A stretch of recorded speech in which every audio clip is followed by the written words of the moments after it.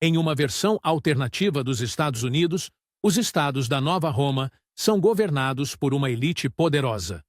Famílias dominam o topo da hierarquia, entregando-se a prazeres proibidos, enquanto os cidadãos comuns vivem na pobreza. César sobe ao topo de um arranha-céu, preparando-se para saltar.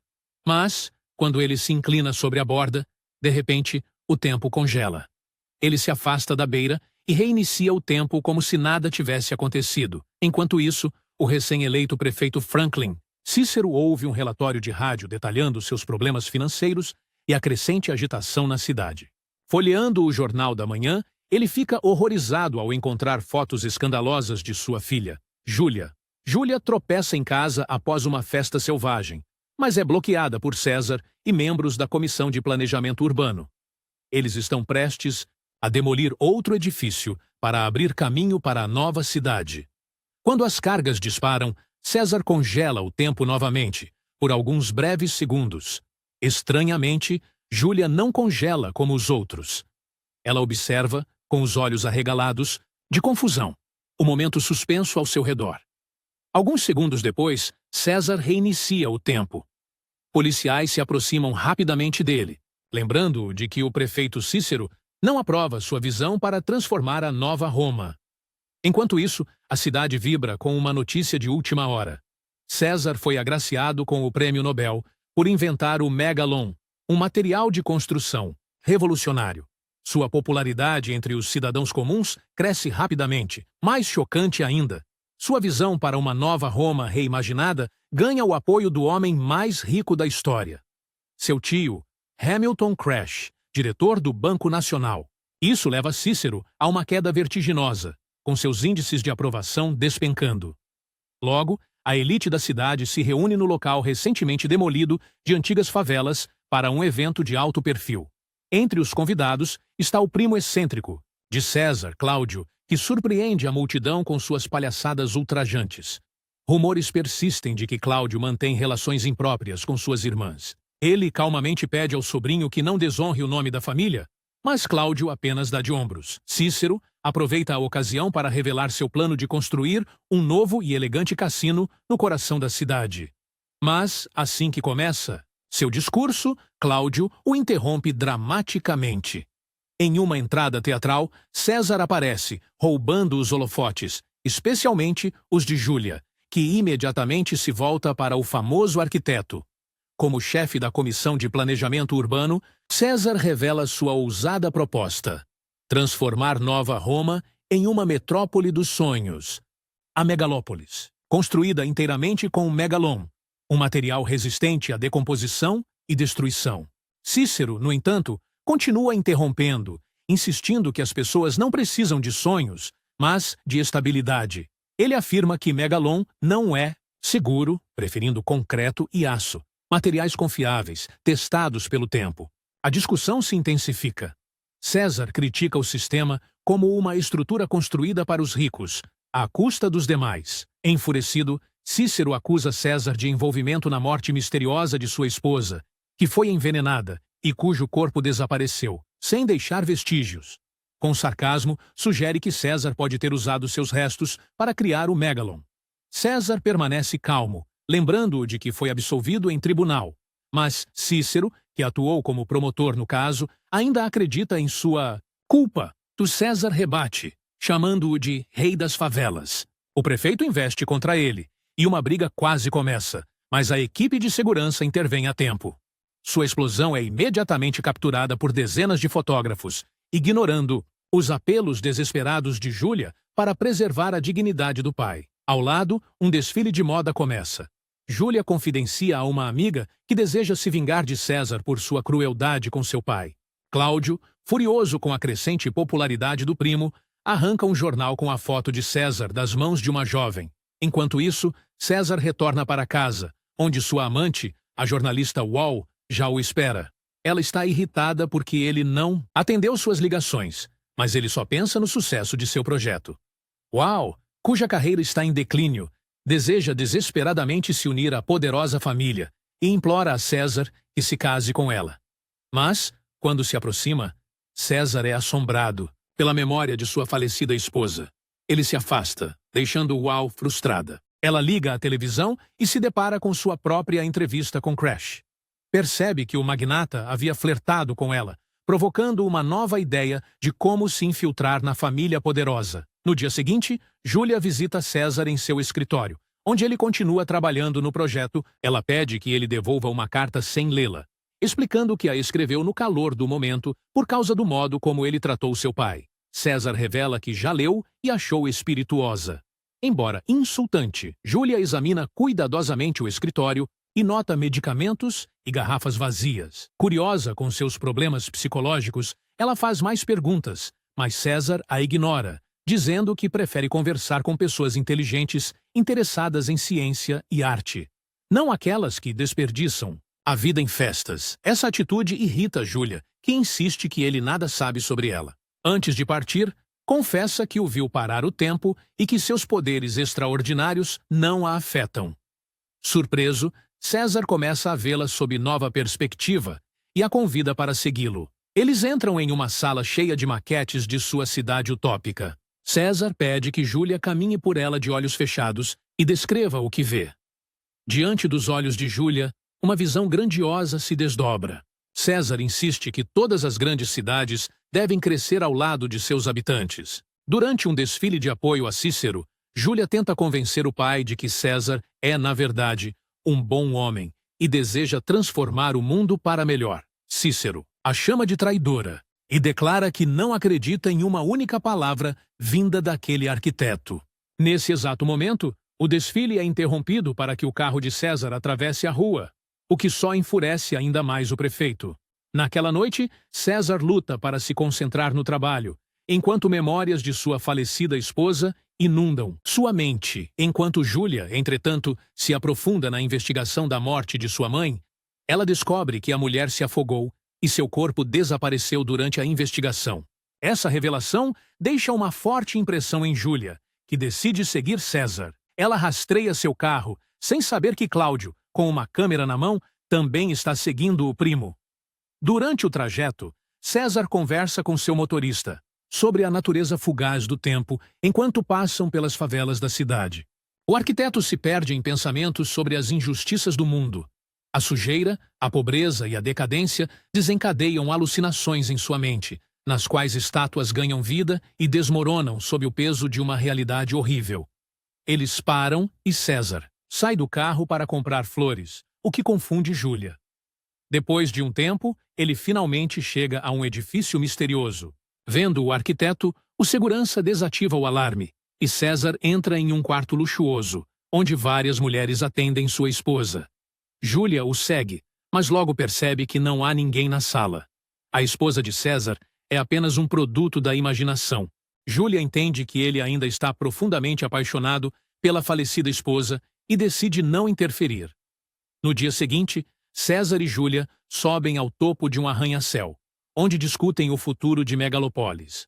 Julia pergunta qual será a instituição mais importante da cidade, e César responde, sem hesitação, que será o casamento. Em breve, a elite de Nova Roma e representantes da mídia se reúnem para a celebração do casamento entre Kraus e Wow, organizado no antigo estilo romano. César e Julia chegam ao evento juntos e são bombardeados com perguntas provocativas dos jornalistas, especialmente sobre a segurança do Megalon. César tranquiliza a todos, afirmando que o material é completamente seguro. Para provar isso, a jovem estrela pop Vesta aparece diante do público usando um vestido feito de Megalon, equipado com milhões de minúsculas câmeras que criam uma ilusão de invisibilidade. Logo, os convidados se reúnem em torno da mesa festiva. César faz um brinde, desejando felicidades aos recém-casados e prosperidade para toda a família. Ele então se junta à sua misteriosa mãe, que claramente desaprova sua obsessão com a utopia e sua ligação com Julia. Acho que talvez os jacarés tenham a ideia certa. Eles comem os jovens, diz ela. A celebração continua com corridas, de bigas e batalhas de gladiadores. Julia dá uma entrevista para alguns aspirantes a jornalistas e descobre que há rumores sobre um romance entre ela e César. Enquanto isso, em outra sala, César toma substâncias proibidas e assina autógrafos para seus fãs. Próximo dali, acrobatas aparecem na arena. Júlia tenta controlar o comportamento de César com sua mente, mas o arquiteto permanece preso em suas alucinações e memórias. Ao mesmo tempo, Cláudio, disfarçado de mulher romana, obriga um cinegrafista a exibir um certo vídeo durante a apresentação de Vesta. A menina havia ganhado popularidade prometendo manter sua inocência, e, por causa disso, os ricos estavam mais dispostos a doar para as necessidades de Nova Roma. Logo, Vesta aparece na arena. Todos admiram sua performance e a arrecadação chega a cerca de 100 milhões de dólares. Mas, de repente, filmagens comprometedoras começam a passar nas telas, mostrando-a em relações íntimas com César. O público, indignado, a vaiam e a chamam de enganadora. O caos se instala. Parte da multidão invade a arena. Cícero tenta acalmá-los, culpando César por tudo, mas ninguém o ouve. A segurança intervém, usando a força contra os espectadores furiosos. Mesmo assim, eles continuam clamando pela renúncia de Cícero. A multidão enlouquecida finalmente alcança César, cuja mente ainda está turva. Júlia o encontra espancado e desorientado e corre para levá-lo para casa, mas no caminho eles são parados pela polícia.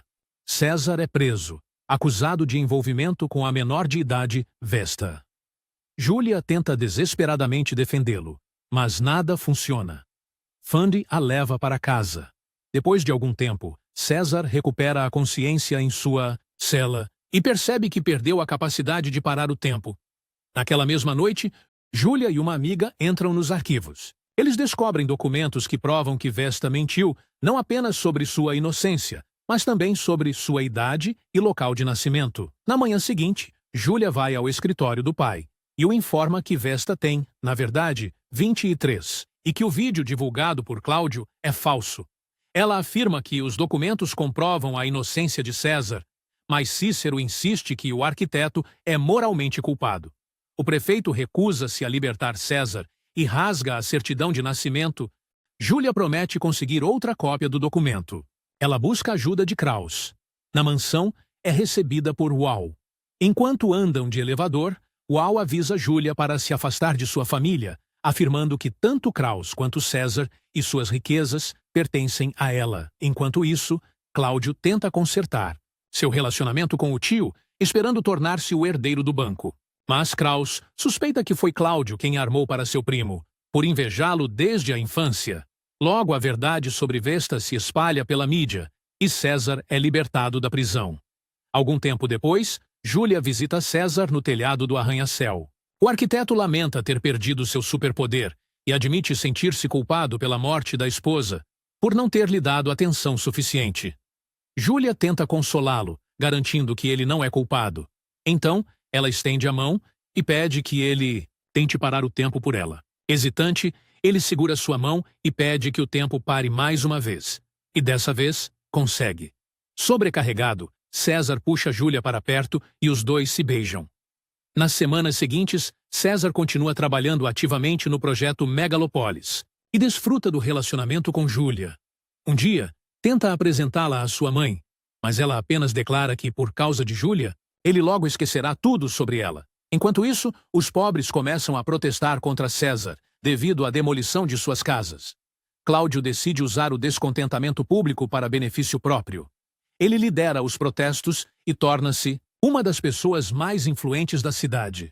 O conselheiro de Cícero, Nash Burman, informa que Cláudio está ganhando cada vez mais apoiadores.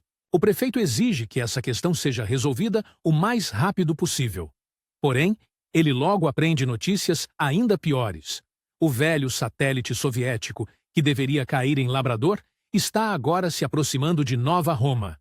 Os destroços do satélite destroem grande parte da cidade. Contudo, César acredita que essa tragédia só irá ajudá-lo a reconstruir sua utopia. O arquiteto, mais uma vez, mergulha no trabalho sobre Megalopolis, mas as memórias de sua falecida esposa continuam a atormentá-lo, tanto em seus sonhos quanto na realidade. Uma manhã, Júlia informa a César que está grávida. Isso o emociona profundamente e ele a pede em casamento imediatamente. No entanto, Júlia recusa, pois ainda está emocionalmente apegada à falecida esposa de César. Logo, os pais de Júlia chegam para uma visita. César demonstra interesse pela mãe de Júlia, Teresa, e lhe mostra uma atração que permite ver seu futuro. Durante um jogo de pôquer, Cícero observa que qualquer utopia está destinada a se transformar em uma distopia.